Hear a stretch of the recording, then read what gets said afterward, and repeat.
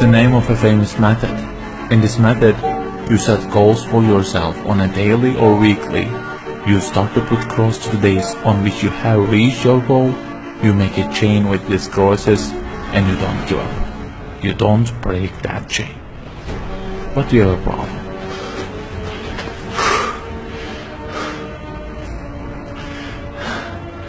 Personal development specialists say that we should have goals. You know, they say like, don't sleep more than 6 hours, learn a language, finish a book every week, don't stop, always run, don't give up on your dream, don't break the chain. Okay, I don't object to them. I also have a table and put crosses on it every day and go after many goals, no problem. But you know what? They don't talk about the most important part of it.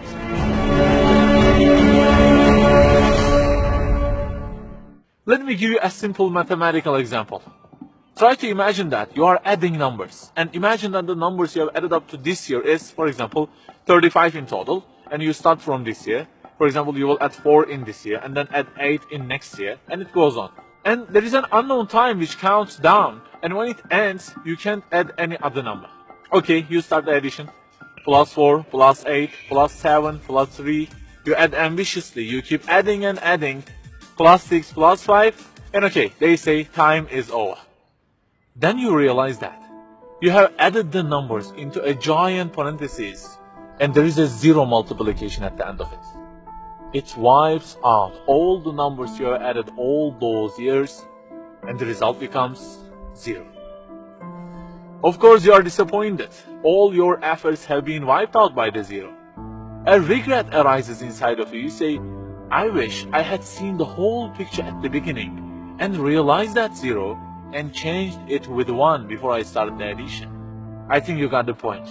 Okay, guys, you may have goals for this year and afterwards. Learning a language, finishing a book every week, increasing your monthly income to $15,000, not sleeping more than 6 hours, etc. But for what? For what do we set goals exactly? Why don't we break the chain? If it is just for a more comfortable or a more respectable life, remember that all this will already be 0 with death. The death will wipe out all of them. The person who knows English will be equal with the one who doesn't know. The one who earns more will be equal with the one who earns less. The one who can reach his goals will be equal with the one who can't. So, if at the end of it, the death will 0 everything, so what is the meaning of adding more numbers with an ambition? It just increases the degree of the disappointment that you will feel.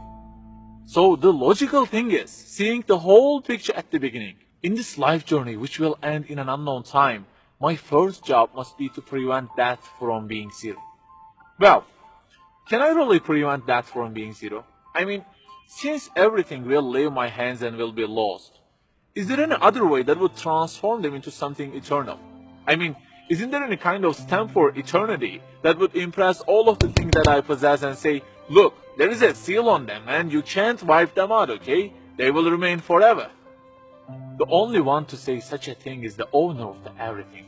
And he says, كُلُّ شَيْءٍ هَالِكٌ.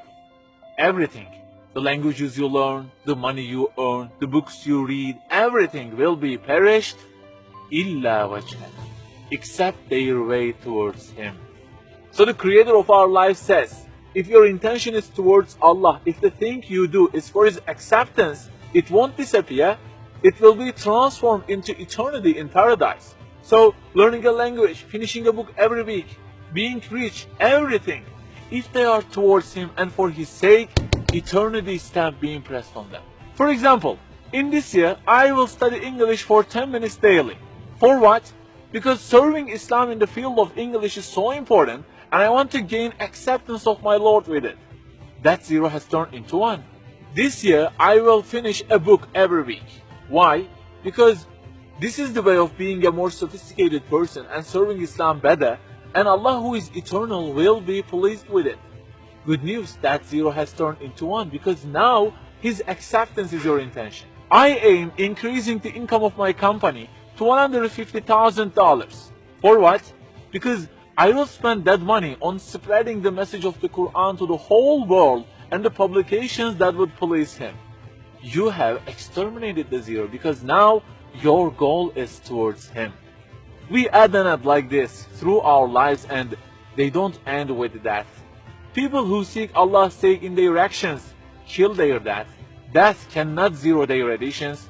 If the thing we do is for his acceptance, it is not mortal. You may say, I don't really love him that much, and maybe I don't really believe in him that much either. So how can I do everything for his sake? I don't even know who he is. My brother or sister, that's the problem. You don't even know who he is. And actually, it is our first job in this life, recognizing him. That's the first step. The more you recognize him, the more you love him. And the more you love him, the more you seek his sake in your actions. So learn about him. Who made you? What does he want? Why does he give you such a billion things in each day? Read, find out. Turning the zero into one is a lifelong process. Start at the point that you are missing and try to fix it. Like the specialists say, don't break the chain, but keep the chain to gain his acceptance. Run, but run to be eternal. An unknown time counts down, and before starting to add the numbers, the first thing you have to do is to remove that zero. Otherwise, everything you added will be wiped out.